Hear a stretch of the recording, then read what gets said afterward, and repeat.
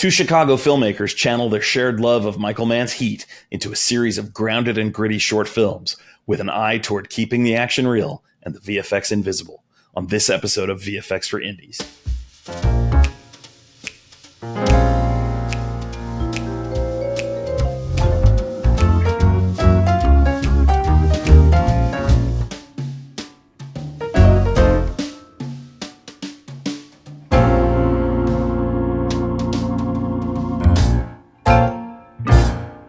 Hello and welcome to this episode of VFX for Indies, a podcast about the intersection of visual effects and independent filmmaking. I'm your host, Paul Denigris, VFX artist, filmmaker, and CEO of boutique VFX shop, Foxtrot X-Ray. Joining me today are two filmmakers who are not shy about using VFX to tell their stories and with whom I have collaborated with a number of times over the last decade or so. Frank Ziede and Corey Gilbert. Welcome to the podcast, guys. It's a pleasure. Thanks, Paul. So why don't we just start with quick introductions? Tell us a little bit about yourselves and about your projects that you've worked on, both individually and as a duo. I know you guys have been collaborating for a long time, but you've also got your own creative pursuits. So let's hear a little bit about that. So Frank, why don't we start with you? Sure. My name is Frank Ziede.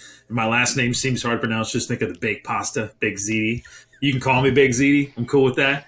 But I'm from Arizona, born and raised. Strange. I never knew Paul when I lived in Arizona, but met him later. And I lived in LA for about 9 years, and then I moved to Chicago. And I was an actor primarily first, dancer, choreographer. I used to do like music videos and award shows and stuff. But then film was always my focus. And when I moved to Chicago, I needed, my wife needed a website, and she was like, this guy, Corey, is from this production house called P3 Media Works. They're doing the website. So I went over there and we just started chatting, and we realized that the two of us were filmmaker types and we had similar interest in movies. But from there, I collaborated with him and some other very talented people. Man, I was thinking about this the other day, Corey, probably about a dozen shorts, a digital series or two. I've written a ton of stuff, acted in a little bit, but I sort of went away from that and just really got into making movies that I would want to see if I were going to the movie theater. And I try to be an eternal student of filmmaking. So I am challenging myself. What can I do next? Trying to stay humble, knowing that whatever it is, it can always be better. I remember an article from David Fincher. He said, if anybody comes up to me and says, I looked at the dailies and it's amazing, it's the best stuff ever, he's like, you're lying. It can always be better, right? So stop thinking that way. And that makes him that eternal improvement when it comes to his projects. And that's why I think they're so good. So I love action genre. My favorite movie is Heat. I'm sure we're going to talk about that. I've got posters all over my office. I also love Aliens, the second one, Blade Runner, Collateral, The Matrix.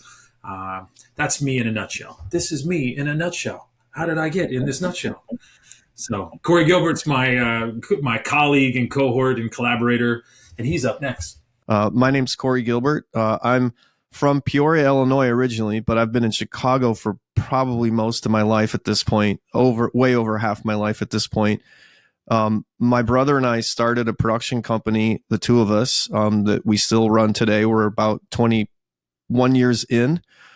We're a small video agency here in Chicago. We call ourselves a video agency because most all of our clients from the time we started the company until now, we engage directly with us for the entire creative process. So we have a creative development process that takes us through a strategy with our clients for their projects, and then right into pre-production and production.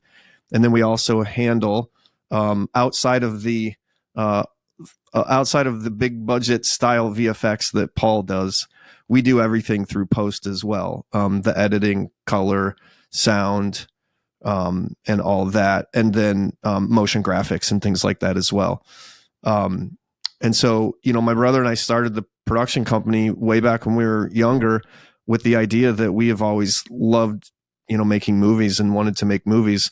Although I never went to film school, I did go to art school. I have a degree in graphic design and photography. I worked as a graphic designer for several years before my brother and I started our company. And so there was a bit, there was like a lower learning curve for me to kind of get into the technology and stuff behind filmmaking, but I did not go to, formal film school. So, my brother and I said, well, let's start a production company and then we'll take the money that we make and make our movies. Well, then it becomes an actual small business, and you've got your insurance and your taxes and your payroll and your employees, which is actually a beautiful, awesome thing. I love being able to employ people that went to school to be an editor or went to school to be a producer and be able to give them a career. And that's a huge, awesome thing. It's a small business. So, it's got its ups and downs and it's tough. But, it has enabled me to, on the side, leverage the resources of my company and make short films and make other, filmmaking projects, and then also support other filmmakers like Frank. And that's how he and I met and started collaborating. And then he and I formed, quite a friendship and quite a bond beyond the work that we did together. And so now we continue not only our friendship, but our working relationship. And, he and I have a really good rapport where he brings me projects, I bring him projects. He produces for me, I produce for him. He directs for me, I direct for him. He writes, for me, so we have this awesome relationship where we can kind of just sort of like bounce back and forth from project to project and, take on different roles for each project, whether he's producing, I'm directing, or vice versa. And it works out very well in both directions. And so that's just been an incredible friendship and working relationship that I've had with Frank. That really is kind of the culmination of my independent filmmaking side of my world. I've got the P3 Media Works side, which is mostly commercial work and things like that. And that's awesome and creative as well.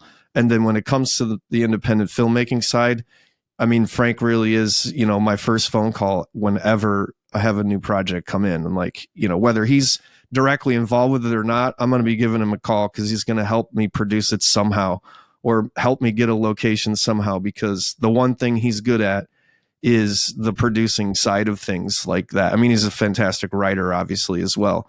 But man, when there's a tough location that I really, really want to get, I just call Frank and I just sick Frank on him, and somehow we get it. So he's a natural born leader and producer, and so it makes him a good filmmaker overall. You're gonna make me cry, man. What's happening? What's going on? But what I love about Corey is that he makes me a better creative, because I grew up in the diehard like Predator era, right, where action was about action. But Corey, and I think that's what your next question is, like, why do both of us love Heat so much? Corey always holds me accountable to say, we call it GAC. Like, it's got a lot of GAC. We got the helmets and the guns and the lasers. That's cool. But like, what's underneath all of that? And that's like Corey always is like, we got to make sure that we're keeping it honest and we're pushing the story, not just the props. And so it's been a great collaborative relationship for sure. And I give all kudos to him and his brother. They, have just kept doing their job, and all the way through COVID, kept their company going and just help, tried to support their people. And it's pretty incredible. And their clients have, rewarded them because of all their hard work. So it's a recurring theme among the guests that I have on the show that a lot of success in independent filmmaking is finding your tribe, right? Finding the people that you love working with, because a lot of times independent film is not, it's almost never about money, right? It's about being creative and having fun and enjoying the journey and going on it with people that you like journeying with, right? So you guys are no exception. And obviously a big part of that finding your tribe is finding people who have similar taste, right? You're going to find people who not only your personalities gel, but your creative interests, the kinds of movies you love, the kinds of movies you want to make are similar.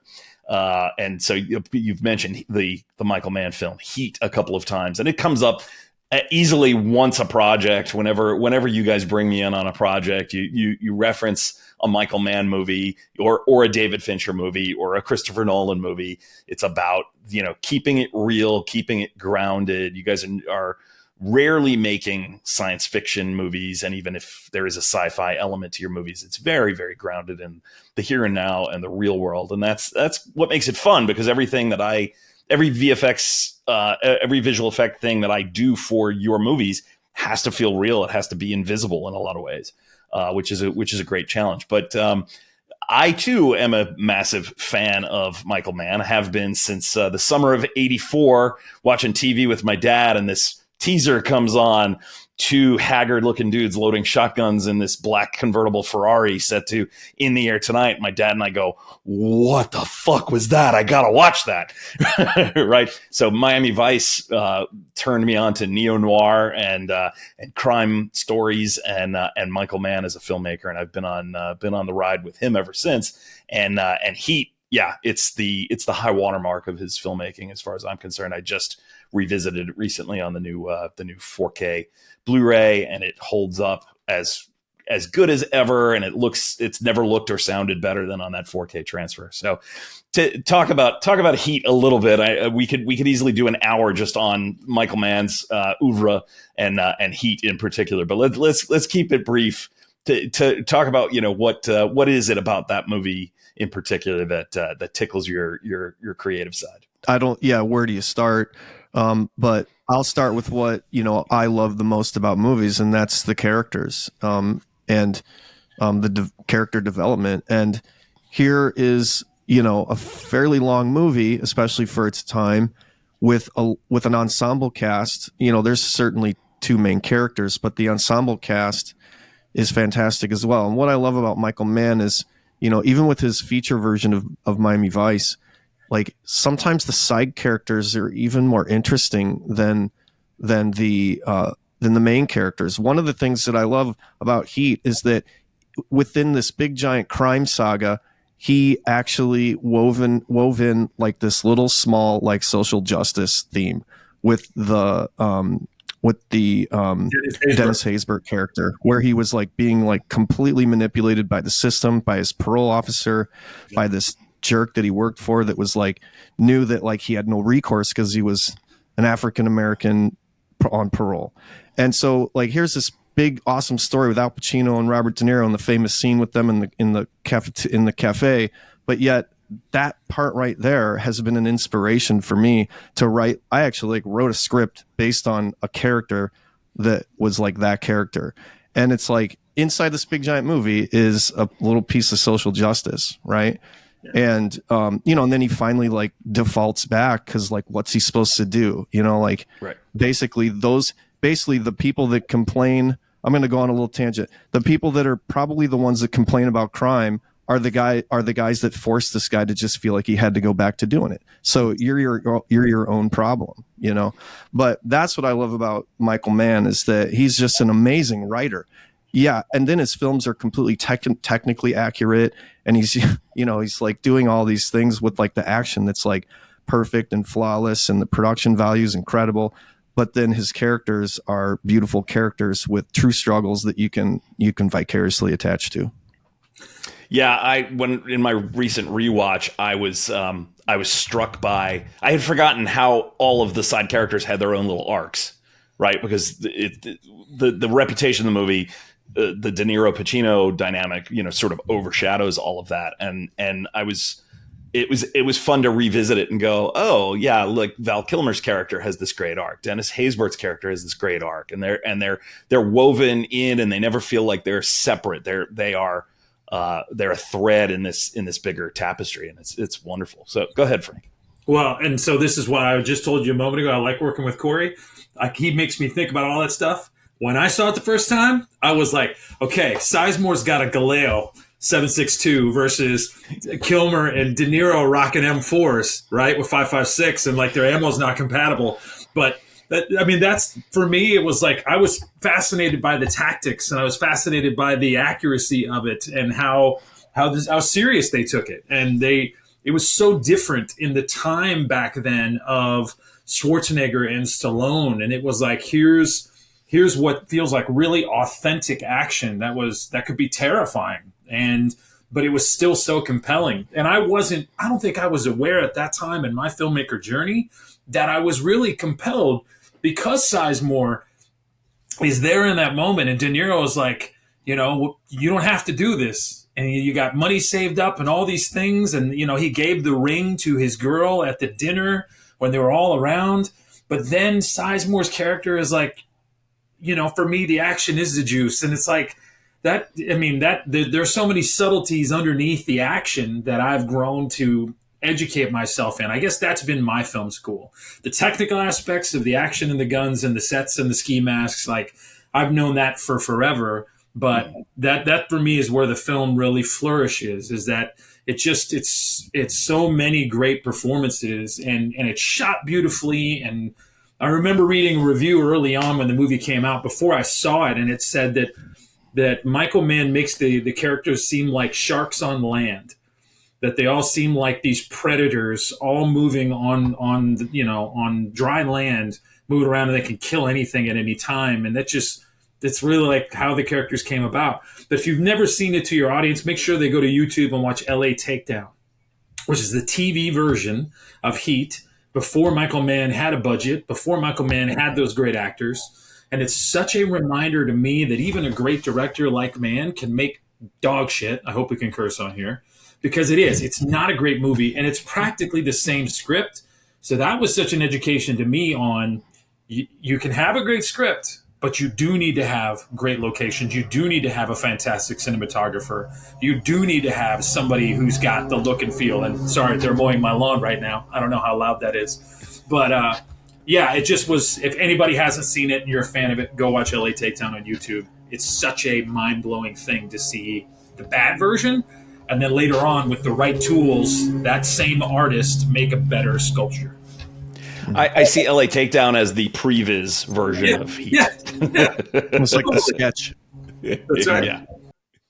Yeah. Michael Mann didn't have Unreal Engine, so he just got a bunch of other actors to read the dialogue more or less okay. Yeah, right. And he kind of worked out a lot of his action blocking and stuff like that. And then when he got the budget, he went, okay, better actors, better blocking, better stuff. Yeah. All around. Shout out on the Heat, though. This one of my favorite stories is there's an urban legend going around, and you can Google it, that the LAPD SWAT team, or I think it's the U.S. Marines, like in their training and boot camp, shows the clip of Kilmer doing a speed reload with his mag coming back up.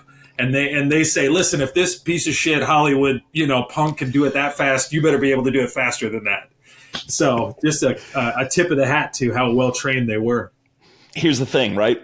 Like you said, Frank, Mann's got all the bells and whistles. He's got the great cinematography, the great locations, the great acting, the all the great technical advisors, armorers, people to train them, all of it. But it's always in service of the story, right? And that's again a recurring theme on this show is the visual. The reason I love working with independent filmmakers is we're never doing visual effects for the sake of visual effects. It's always to support the story. Right. So this little tangent about Heat may feel like a tangent, but it's really it really speaks to the philosophy that the three of us share about, all the technical prowess in the world doesn't really matter if you're not telling a good story. Yeah, everything's, I live by the rule. Everything has to have motivation, right? And that's what you're commenting on with Michael Mann is, yeah, all the cars are amazing and all the houses and all the locations, but they're all supposed to be, because that's the story he's telling. And so it's all motivated. None of it's gratuitous ever. There's several times when Corey and I have been working together, he's like, why does he have to hold that? Like, why are you putting that on him? I was like, well, it looks cool. He's like, man, no.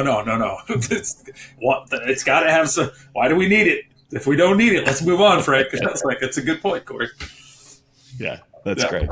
So why don't we move away from Michael Mann and move to Ziede and Gilbert? What have you guys done? Just give us like brief rundown of some of the projects you've worked on, and in particular, let's keep the focus to things that used VFX to help tell the story, whether I worked on them or not. Man, our first short was no VFX, and it starred Tim Robinson, who's on I Think You Should Leave. It was this bank robbery comedy improv short called Robbed.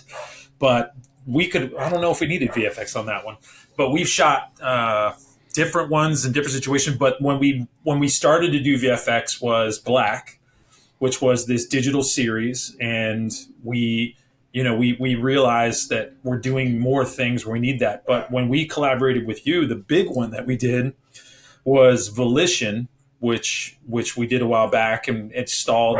I'm sure we'll talk about it. But then the most recent one we did is Exile. And I will say this, what we did on Volition was such an education, such a boot camp. We were so much more prepared for Exile. Would you agree, Corey? Add your thoughts. Definitely agree. We what we did on Exile, we tried to actually do on Volition, but which was create all of the assets, and we're talking about like basically like computer stuff and things on computer screens that people are like interacting with, and they're a direct part of the story.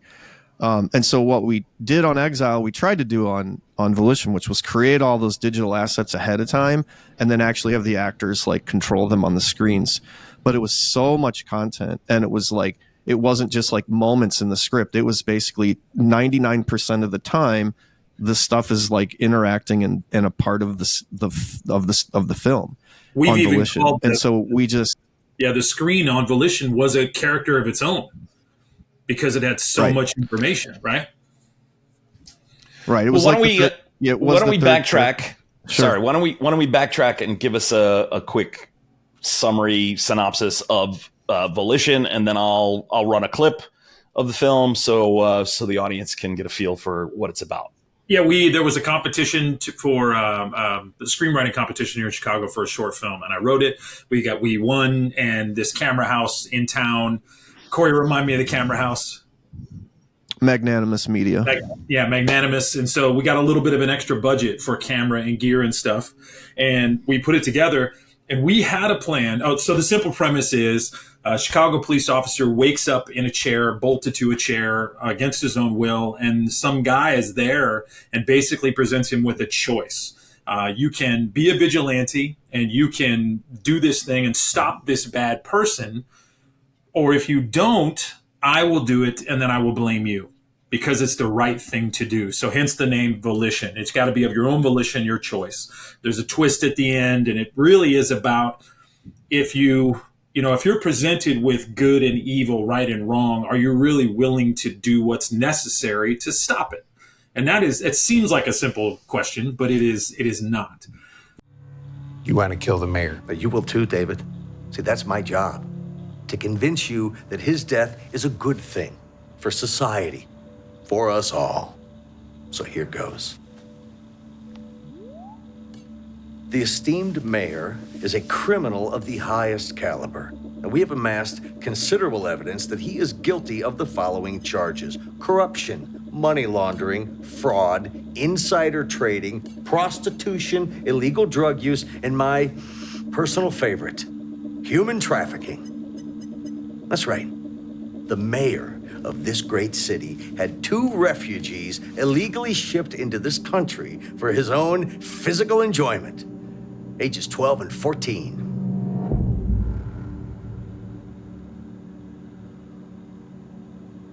So, that's the evidence. I hope it's compelling.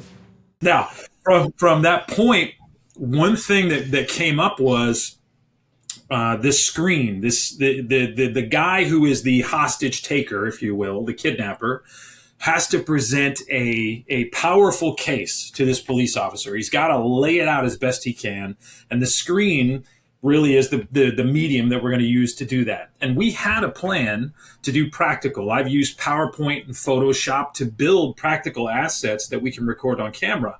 Our problem was this. Our lead actor, one of the lead actors, Christian Stolte, who's a regular as, I think it's Mouch on, or Munch, I don't know. He's a regular on, he's one of the main cast on Chicago Fire. Yeah. I just can't pronounce his character's name. But our other actor, Pete Kelly, was nice enough because they had done acting school together to say, hey, Christian Stolte is available. Well, he was available for this limited window. And all of a sudden it was like, we got to go. And I was working and parenting, and it's like I would have needed an extra couple of weeks to really develop all those assets. And Corey and I just were like, hey, we've got the actor, we've got the location, Magnanimous has given us the funds, we just got to go. And they had a game plan, they green screened it, they mapped it, and all these different things. And we did get such amazing stuff, but we were ill prepared for really what was needed on the back end. And then But I think the greatest thing that I think that Corey and I, at least for me, Corey and I hope you feel the same way, that we followed through. And it took a ton of money and a ton of time. And we hustled to try to find every way as an independent filmmaker that we could to get it done. But we just had to bite the bullet at some point and be like, hey, man, we just got to call the right people who have the skill sets to get this thing done. So what else, Corey? Am I missing anything there? No, I mean, that's a good point. I mean, really, it came down to we ran out of time because Christian Stolte, amazing actor, was willing to give, television actor, tons of clout, awesome actor, to give us this day. And so it's like, well, we got to just take advantage of this actor and get this stuff in the can, and we'll figure out, well, let's just put green on the computer screens and let's go.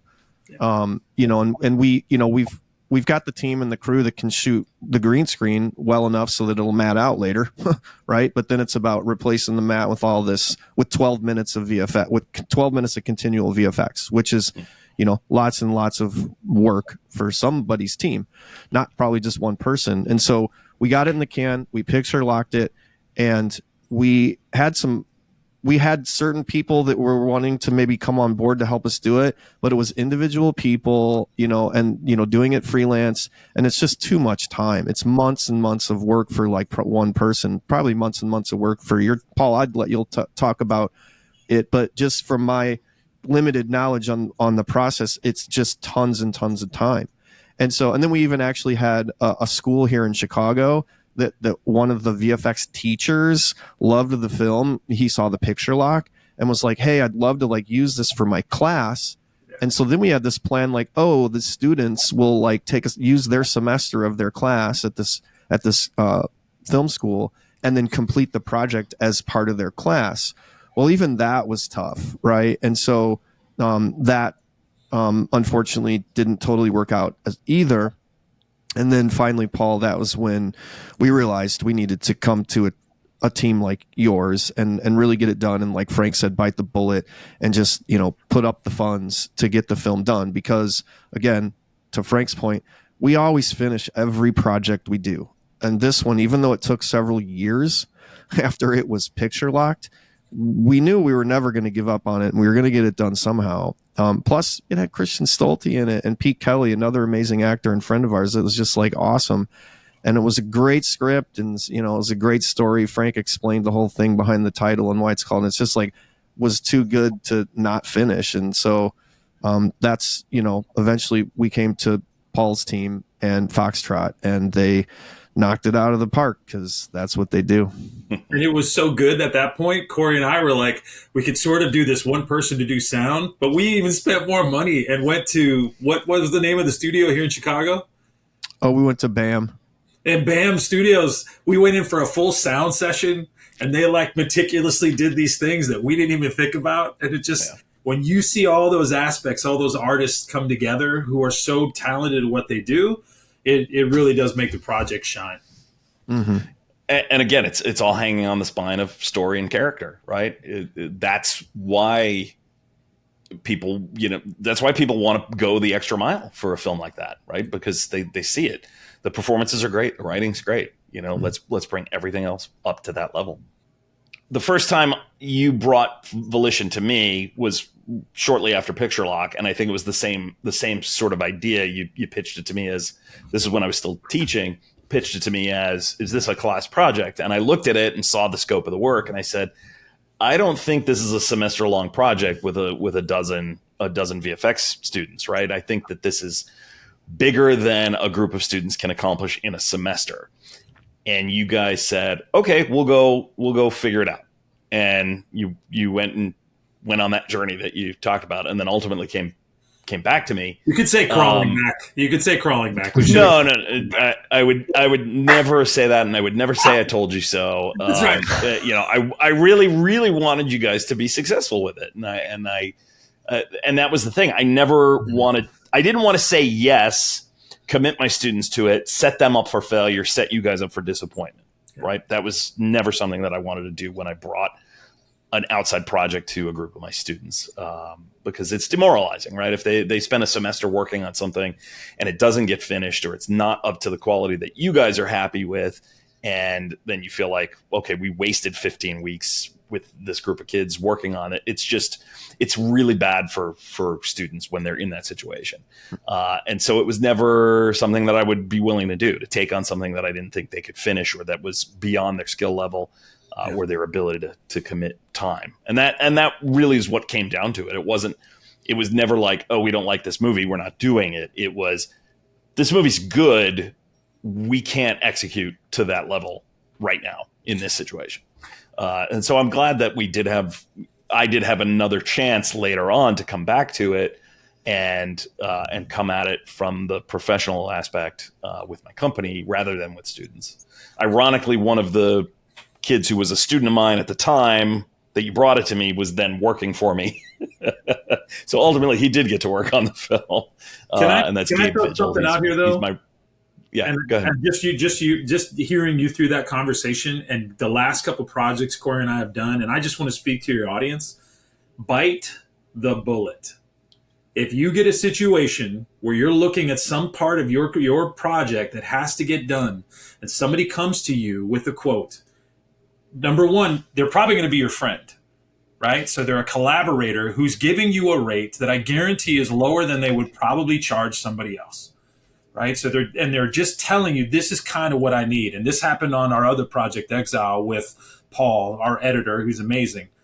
But don't like, I don't know what the word is. Don't quibble. Don't hem and haw about it. Whatever it's going to feel like in that quick moment to say, it's 750 more than we expected. I don't know what we're going to do, but I'm just telling you from experience, spend the money. You'll be less frustrated. It'll take less time, less worry, and it's. I hate to say it's only money, but it is. It's just dollars. It's ones and zeros in a bank account, and what you're going to get is what you want out of the project. And we chased our tails around and around trying to figure it out, and it's not easy. And I guess the lesson there too is if you're going to venture into a project, make sure you only build a project that is big enough, or that matches the budget you have. If you don't have a budget, don't make a big project, right? But if you are going to swing for the fences, make sure you've got the grit and capability and the backing to do this. And Corey and I both have full-time day jobs, and we split these costs right down the middle. And it's just like, let's do it, man. Are we in? Are you in? I'm in. Great, let's do it. So maybe you need a tribe who's going to pitch into the coffers and say, hey, let's do that. But I'm telling you, man, it is worth it. It's a short-term pain for long-term results that are really what you, your cast, your crew, all the people who put their blood, sweat, and tears into that 1, 2, or 3 days of shooting. I'm telling you, man, just do it. It's the best thing you can do. Mm-hmm. Yeah, to me, it goes back to the what I always call the production triangle, right? Good, fast, cheap. Pick two, right? Yeah. You can be a one person band, and be a filmmaker, a young filmmaker starting out, watching YouTube tutorials, and you can write, shoot, edit, color, do VFX, do sound. You can do all that. It's going to take a long time. Yeah. Or you can raise some money, hire a good cinematographer if you're not great with lighting and camera. Hire good sound people. Please hire good sound people. That's the number one thing. Right? This isn't even a plea for you to hire VFX artists. Hire a good sound person. If you have $1 to spend on crews, spend it on sound. You want to want to make a lot of money in this industry? Go become a sound person. Yeah. So yes, you can be a one-person show if you're willing to put in the time and learn all those different crafts. Or you can raise some money, focus on the thing you're good at, surround yourself with a support team that's good at what they do and passionate about what they do, and you get a better product. Yeah. I'll say this to that. When my brother Curtis and I started our company, as I mentioned before, I had a background, but I didn't formally go to film school. Neither did my brother. And, what we did when we started our company, the first thing is like, okay, we got to hire people and surround ourselves with people that are better at this than we are. And that's what we did. And, everything that I've learned and whatever skills and, whatever skill sets that I have now has been all built by learning from people that are really, really good at what they do. And that's why we hired them, and they're good people. The thing I'll say about filmmaking, Frank was talking about, don't bite off more than you can chew. The thing I'll say is, I want to work with good people. Everybody's talented, right? Then it comes down to who fits me as a person and who fits my culture. Frank obviously does that. That's why we've stuck together for over a decade and made at least a dozen projects together. But that's one of the things that I've learned in running a production company, or just running a business, a small business, doesn't matter what industry, is that, culture is everything, right? And I'll take give a shit over skill any day of the week, because at the end of the day, everybody's talented. That's why they're out in the industry and applying for the jobs, right? So, work with people that, we're calling it your tribe. Build a tribe. Yes, do it. But that's what it's going to be. And so, surround yourself with people that you fit well with and that you mesh well with, because that's going to, culture on a set is everything, right? Culture even in post-production is everything, because it's all collaborative. So, one of the things that Frank does very well is just creates an amazing energy on set. That's why I like working for him, and that's why I love when he comes and produces for me as well. He just creates a great culture on set, and people love to be around him, and it just makes everybody do a better job, and then the product's better. And I know Paul's that way. Frank too. is so. Hang on a second. I'm going to say one more thing about Frank while we're tuning Frank's horn. What happened? Frank is so adept at conveying that positive energy that even in his LinkedIn posts, you feel it. When he posts one of his lengthy things about like corporate culture or something he's learned or some trip he's been on or something, it's like you're in the room with him. There's just this like warm energy that comes out of everything that Frank puts out. So guys, right, I'll stop now before we make him cry. Paul, you and I've had this conversation. You and I've had this conversation in the VFX world, because I know this is a VFX podcast. That you if you're gonna do an independent project, please treat it that way. Don't treat it like a Hollywood project, right? You're not paying millions of dollars. You're not a studio. We're independents. So let's all lose ego and have a little bit of grace and understanding with each other. And the other part of it is like, you got to understand, like maybe somebody's going through something.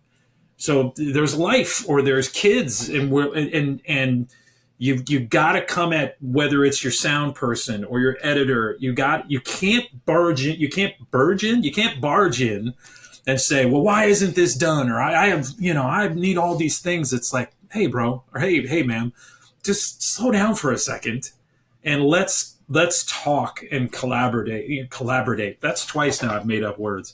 Collaborate. Because to Corey's point, it's all culture. I would say this too, that Corey, I think you know where I'm going. You're not going to make those tribal bonds, they don't come quick.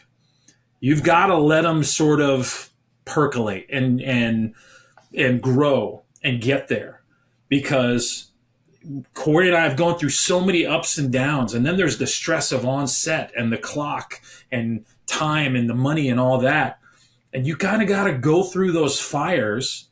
And now we've done it so many times that I can see when Corey's there and I got to get out of his way, or I can see when, Paul, you're telling me, guys, I know what you want. This is what you should do. And I don't take it personally. I take it professionally. And so that's, it's almost like the bear on FX. I don't know if you've seen it.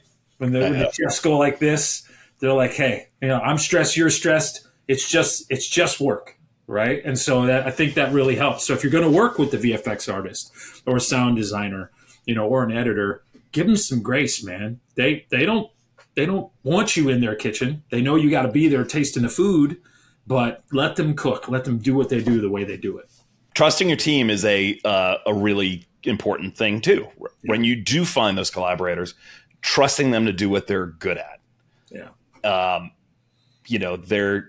There's a term that we use in VFX, pixel fucking. when a client comes in and they're like, that pixel there, can we move it here? And there's no rhyme or reason to it. It's not helping tell the story. It's not helping sell the moment. It's not helping make the VFX more real. It's just move this here just for the sake of a note. Wow. And that's when it starts to feel like a job and a slog. It doesn't feel like fun, creativity. And I know every moment can't be fun. Every moment can't be, the best time we've ever had working on a project, right? There's going to be times when you're going to get a note and it's going to suck and you have to do it. But then there's times when the note is just like, what are we doing? Like, you've seen 3 versions of this already. Is it telling the story that you want to tell? Why are we messing? Like, why are we at that level where we're messing with pixels? We're freezing frames. Like, the audience is not ever going to notice this. Could I volunteer that what it is a little thing spelled with 3 letters called ego? Yeah. Could it possibly be that you hear that your title is director, so that you have to have your finger on every single thing? Like, the whole idea of directing is just guiding. And all these people have a job. Let them do what they do. Don't micromanage them. Just let them cook. Yeah. Well, a saying that I like to repeat is 90% of directing is casting, right? And your point about LA Takedown versus Heat is an illustration of that. Yeah. It's the same movie with an inferior cast the first time around and a superior cast the second time around. Did Michael Mann suddenly become a better director? Michael Mann's been a great director for a long time, right? He's made great movies for a long time. Did Michael Mann suddenly just take a level in directing? No, he had the money to hire better actors and then trusted them to do the job. So that to me speaks to how you interact with your crew, right? If 90% of directing actors is casting, 90% of making a movie is the people you hire around you to support your vision and then trusting them to do it. And I've learned a lot from Corey in that way, that you need to honor everybody, every single person that's going to do what they're doing. You can't diminish anyone. You have to raise everybody up, whether that's the grip, the PA, just the set hands who are college interns. On our last project, we had 6 or 7 people show up, and I didn't even know who they were. They were just friends of friends who showed up, and they were holding stuff and moving tarp. But we have to treat them with that massive respect, not just average level, but just grace, because they've got to feel that from you as the leader. Yeah, I can't say enough about casting. It's my favorite part of pre-production. It's, it goes back to my love of movies is the character development. And, you could probably say a lot about a lot of the films I've made in terms of, some of the choices I've made. But the acting, that's the one thing that I've always been very proud of. Even in my worst films, in terms of how they ended up putting together in paste, the acting is still just incredible. And that's because that's what I care about the most. And, I love the casting process. A lot of producers and directors kind of don't, but I love it. And I love to audition with actors, and I love to spend as much time with it as I can on each project. Right on. Our Exile, the project that Frank and I just put out, we had our main actor got recognized at a film festival. She won the best actor in her genre. And to me, an actor's award is a director's award, in my opinion. So yeah, let's talk about Exile actually, because it has a lot of parallels to Volition. Lots of screens, sniper, gunplay, drama, kind of a sparse location set, whatever you want to call it, right? Mysterious voice over comms manipulating the sniper. There's a lot of I feel like you guys are building up to a sniper anthology or something. We're working on the third one right now. Yeah. I immediately, I told Frank, I'm like, dude, this is a trilogy, right? We did Volition, then you wrote this. There has to be a third, to make it a complete trilogy. We're kind of thinking two old veteran snipers that are, like an enemy at the gates thing, where they've got each other a bead on each other and they won't get out. I don't know. Yeah. So tell us again, little quick synopsis of Exile. I'll run a clip, and we can talk about the differences between the execution of that project and the execution of Volition, and how you applied what you learned on Volition. Corey, synopsis. You're the director, Corey. Synopsis of Exile. Hit it. Oh, yeah. I was going to say, well, you're the writer. Yeah. Well, yeah. I mean, I'll try to do as close to a log line as possible. Exile is a story about a career assassin who is disenchanted with who she's always been, and wants out of an organization and out of an industry, really, that you really can't walk away from without giving up your life. And so she schemes a plan to try and escape during the last assignment she's on. And then there's, as with Frank's projects, in this trilogy, there's always a twist at the end. Data's in. Opening now. Target identified. Mapping coordinates now. Approximately 300 meters from current location. Target is set to be on the X in a few minutes. Good to go to glass? Okay to go to glass. Go into glass. Target location is southeast. Scanning dead space now. Field of fire is wide open. I've got several small structures at 220 yards and wide open to target. Copy. Stand by for acquisition. Verified windage and temp. What do I do if the target has a mask on? Stay focused. We won't fire until we can confirm the target. You got parallax and mill adjusted? Good to go. Check level. Confirmed level. Contact with target. I repeat, target is in the open. Confirmed. All right, so not a lot of VFX in that film. In fact, we did one shot, if I'm not mistaken. Maybe it was two. Maybe it was two, but it was one single. Was it just the one? Yeah. Yeah. Okay, so it was just the explosion. Just the explosion when her laptop explodes. Spoilers. It was just the explosion, although you and your team had some great ideas for that final shot where she comes and picks up the gun. But I guess it was a little out of our budget, and we thought, well, the scene still works. And even Paul, we asked you about it, and you said, look, it still works. Like, it'd be cool, it'd be great, but without it, it's still there. I mean, you've got the practical haze and all the stuff, and so we didn't do that part, but you did the explosion, and it's fantastic. This one, we planned for it, and planned for it to actually be VFX. We shot the shots in order for it to be the right type of footage that your team needed, I hope, right? Love to hear your comments on that. But we went into it with a very clear, very clean plan with Frank and I and the cinematographer to make sure that we provided the footage that would work to do that final explosion. So yeah, it worked great. What you guys shot was exactly what we needed, and it was really refreshing actually to do just a single shot and be able to put everything that we had creatively into that single shot and make it as good as possible. A lot of times when filmmakers come to us, it's paint out this reflection, paint out this boom pole. Can you replace the phone screen? It's all good. I'll take the work. It's fine. It's bread and butter type stuff. But when it comes down to it, it's like, give me something really juicy that I can collaborate on with you and with my team. And that shot was a collaboration between myself as compositor and Seth Wise, who is my animation supervisor, doing fluid dynamic simulation of the explosion and X particles and all of that sort of stuff. And it's allowing us to use some tools that we don't always get to use because the client eats their budget on, paint out the boom pole and stuff like that. And they don't really get to say, hey, do something really extremely cool for us and make it sing, because it's the one and only VFX shot, and it's got to be perfect and it's got to feel real. And again, Michael Mann and other filmmakers of his ilk.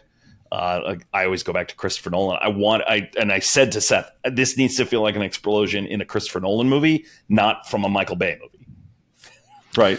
Which was a really easy way for me to communicate to him. Yeah. It was an easy way for me to communicate to him the type of filmmakers that you guys are, right? Because I was able to say, we're doing the hospital explosion in The Dark Knight. We're not doing, pick any explosion in Transformers. That's right. Yeah. Yeah, and it was awesome because we knew that it was a certain type of explosion, right? That it would be like the small arms fire style. Frank can speak more to the technicalities of it, but like a shape charge type of thing that's meant to be contained so that there's like no collateral damage or whatever, right? And so it was really fun to kind of turn it over to Frank and you, Paul, and have Frank kind of explain to you and give you some benchmarks of what type of an explosive that it would be and what that charge would look like when it's detonated. So and it just looks incredible and totally real. And when I show it to people, they're just like, "Oh, how'd you blow up a building?" And said, we didn't." But to your point a moment ago, when you talked about the pre-work, there's two things. The first thing is we didn't have any digital assets on the screens anymore because we built them ahead of time. We had the time, we put in the work, and just for your independent community of filmmakers, we use Photoshop and PowerPoint. And PowerPoint has built-in animations. We use some stock footage. We built in assets, and I was just using a clicker, a PowerPoint clicker, offset, and I knew the beats and moments, and when the cam was there, it could get in focus, out of focus. We make the asset come up the way we want. That was our plan originally, but we were stuck on the time frame, but not this time around. So if the fix it in post, it should be like a t-shirt, like don't ever do this. But if you've got something that is only in post, you can plan so much more, efficiently. But the other part of it was to help you as the VFX team. I don't know if it was spurred by your questions or we just wanted to do it. We really laid out the structure, the design of the weapon, the blast radius. I think we, as a group, looked collectively at a couple of YouTube clips of IEDs going off so that we could see the explosion pattern.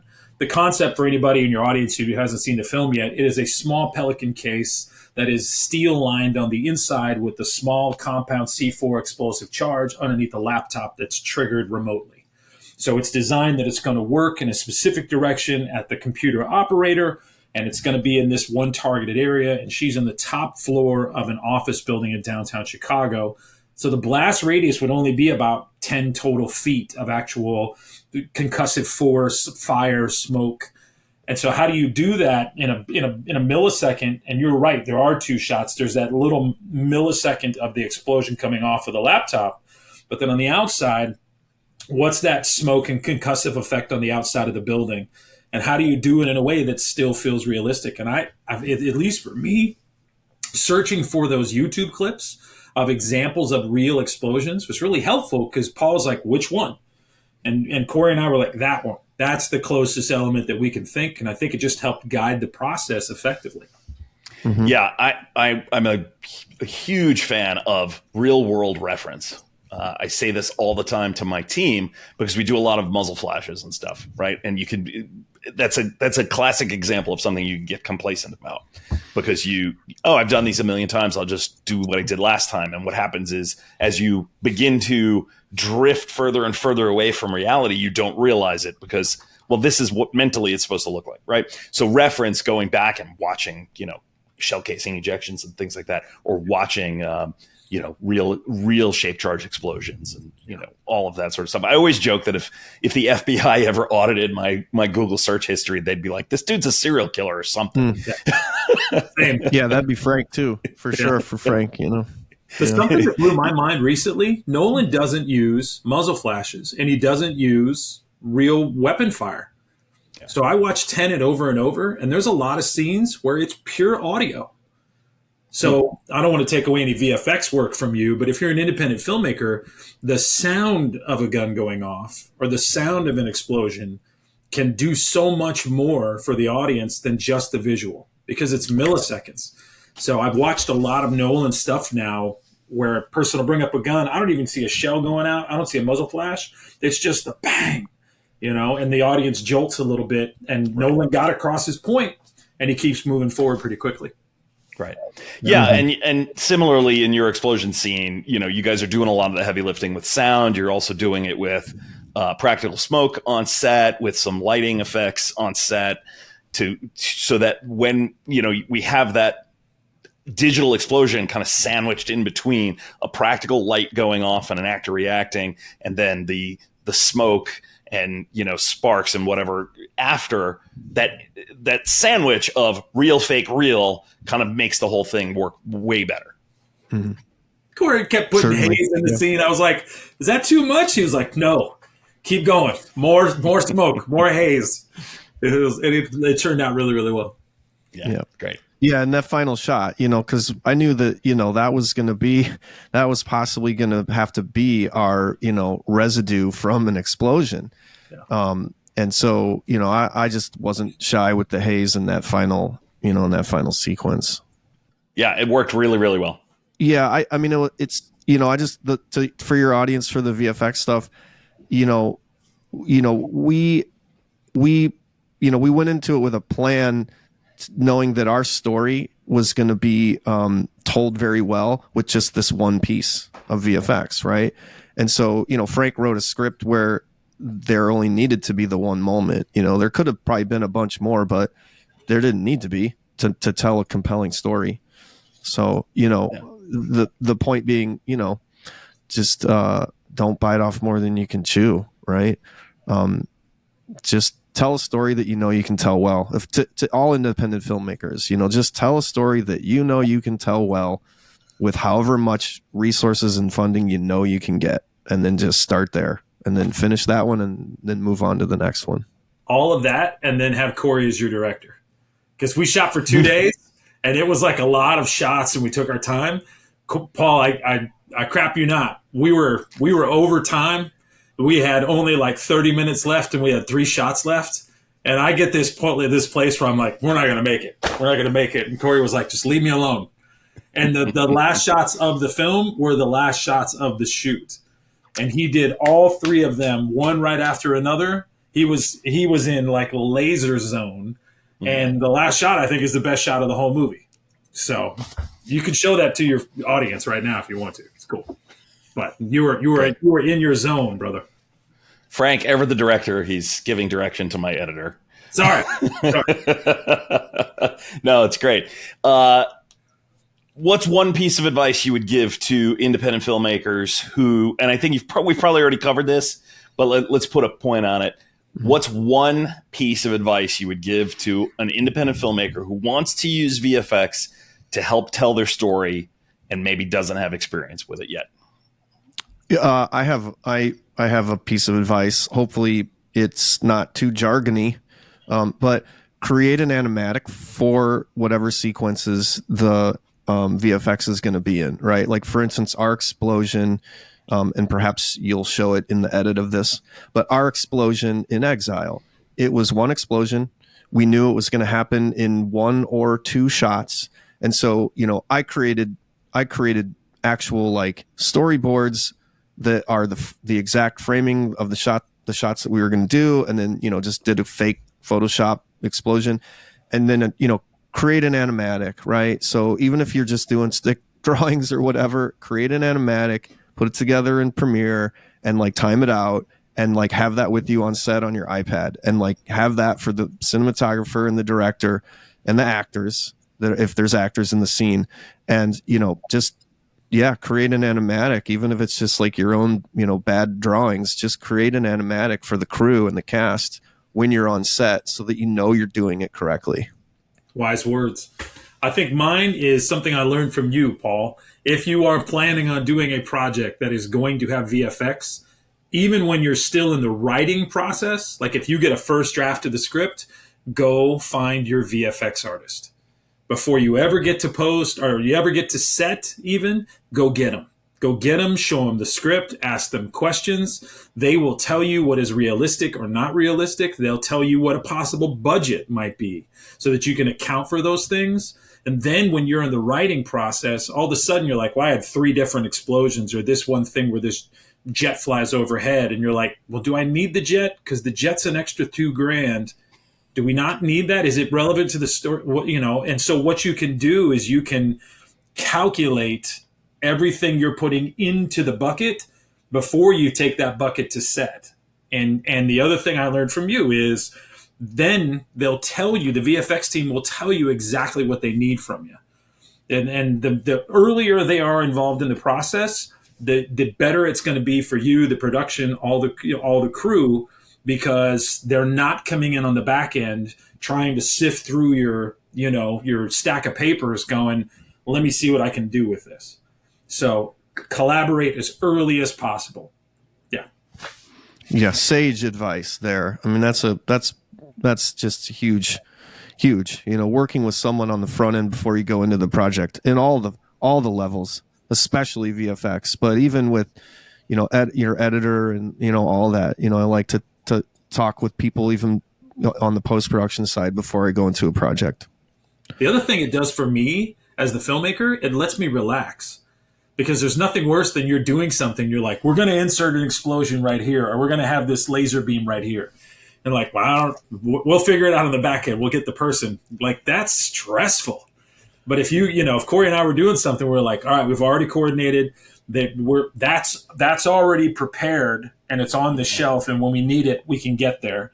So now we can focus our energy in the right direction, which is what we're doing in the moment on set. Mm-hmm. Yeah, those are both great pieces of advice. The pre-production part and also the recruiting the team. I mean, it's a recurring theme on the show. Where can people find out more about what you guys are up to and maybe get an early look at this next part of your Sniper trilogy? It's a trilogy now. Dang it, we do have to make a third one, don't we? Corey, I mean, they should go obviously to your website, right? P3 MediaWorks? Yeah, for me, p3mediaworks.com. That's my production company. You'll see maybe a couple of shots from a couple of my indie films, like maybe in some of our reels. It's technically not P3 MediaWorks work, although my company is always sort of a executive director because we're using a lot of, my gear and things like that. But p3mediaworks.com, that's where you can find out all about me. How long have I known you, Corey? 20 years? 2006. So, 17 years. That's when I had my website built with Corey. So it's that old, but I'll send you to it. It's powerforwardfilms.com. So it's there and it's got some stuff. I'm big on Instagram, FTZ_film. You can find me there. But creatively, those are the best places to find me. I want to thank you guys so much for spending this time with me. I hope my audience appreciates your wisdom and your advice and a little peek behind the curtain of the films that you guys have been doing. And I really encourage you, audience members, to follow these guys and watch what they're doing because they're doing some really cool stuff. And I want to thank you all for watching the show if you're watching on YouTube or listening to the show if you're on one of the many podcast services that we're listed on now. If you liked what you saw or heard, please throw us a like and a subscribe on YouTube, or if you're on one of those podcast aggregators, a follow, a star review, a rating, any sort of thing like that is always going to help. And please share the show with the independent filmmaker in your life who needs to know more about how to use VFX to tell their stories. For myself, my guests, and my whole team at Foxtrot X-Ray, I'm Paul DeNegris signing off for the VFX for Indies show. Thanks so much.